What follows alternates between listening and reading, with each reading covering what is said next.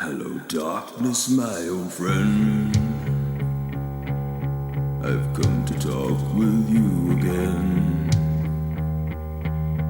because a vision softly creeping left its seeds while I was sleeping. And the vision that was planted in my brain still remains within the sound of silence. In restless dreams I walked alone on narrow streets of cobblestone, beneath the halo of a street lamp.